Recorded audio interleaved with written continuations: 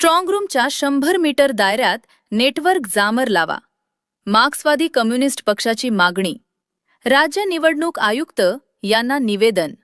प्रतिनिधी सागर सव्वाला, खे नांदगाव खंडेश्वर.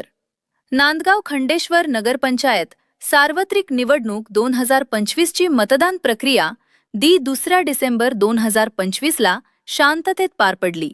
निवडणुकीची मतमोजणी 3 डिसेंबरला होणार होती, पण कोर्टाच्या प्रक्रियेत निवडणूक आयोगाने निकालाची तारीख वाढवून 21 डिसेंबर केली. उमेदवार व मतदारांच्या मनात सध्या परिस्थिती बघता संभ्रम निर्माण झालेला आहे.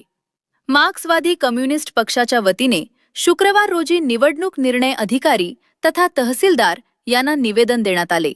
निवेदनात म्हटल्याप्रमाणे मतदान यंत्र ज्या स्टॉक रूममध्ये ठेवले आहे त्या सभोवतातील 100 मीटरच्या परिसरात नेटवर्क जामर लावा अशी ठाम मागणी करण्यात आली, जेणेकरून मतदान यंत्र हॅक करता येणार नाही. स्ट्रॉंग रूमच्या परिसरात कार्यकर्त्यांना राहण्याची मुभा द्यावी, तसेच माकप कार्यकर्त्यांना ओळखपत्र द्यावे, जेणेकरून रात्री बेरात्री कडा पहारा देण्याचे सोयीस्कर होईल. निवेदनातील मागण्यावर तातडीने विचार करण्यात आला नाही तर तहसील कार्यालयासमोर आमरण उपोषण करण्याचा इशारा निवेदनाद्वारे देण्यात आला. 100 मीटर दायऱ्यातील नेटवर्क जामर लावलेच पाहिजे. स्ट्रॉंग रूमच्या बाहेर जामर लावलेच पाहिजे. आज आम्ही नांदगाव खंडेश्वर तहसील कार्यालयात येथे मार्क्सवादी कम्युनिस्ट पक्षाच्या वतीने निवेदन सादर केले आहे.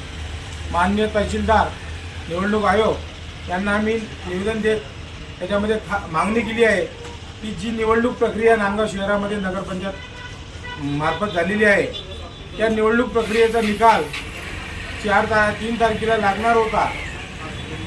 तो निकाल काहीतरी अशा पद्धतीनं तो निकाल लागणार या पद्धतीचा संभ्रम आज सामान्य जनतेमध्ये निर्माण झालेला आहे. कारण की जो दुसऱ्या दिवशी निकाल लागणार होता, अचानक कोर्टाच्या निर्णयामुळे तो निकाल 21 तारखेला गेलेला आहे. त्या निकालामुळे आम्हा सर्व विरोधकांमध्ये, मार्क्सवादी कम्युनिस्ट पक्षाच्या सर्व लोकांमध्ये एक चिंतेची बाब निर्माण झालेली आहे. कारण की अनेक निकाल आपण पाहिलेले आहे. त्या निकालामध्ये आपण जाणताय की कशा पद्धतीची निवडणूक प्रक्रिया हे सरकार राबवत आहे. आज कोर्टाचा आड घेऊन हा निकाल त्यांच्या बाजूने वळवायचा आहे की नाही, हा त्यांचं एक ठरलेलं नियोजन असू शकतात. निकाल लावायचा की लावून घ्यायचा हा सुद्धा जनतेमध्ये एक सूर आहे.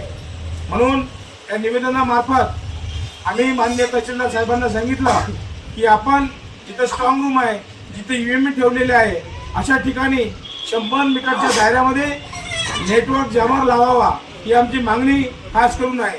जेणेकरून जो टेक्निकली बाब असतो, टेक्निकली काही इश्यू असतो, तो इश्यू तिथं थांबला पाहिजे. बरेचसे जागी आंदोलनं होतात, तिथं नेटवर्क जाम करतात की जनतेचं आंदोलन सामान्य माणसामध्ये जाऊ नये.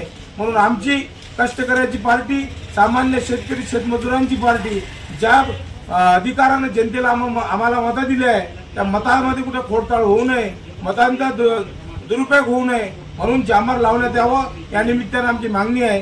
हीच आजची आम्ही निवेदनाद्वारे दिलेली आहे.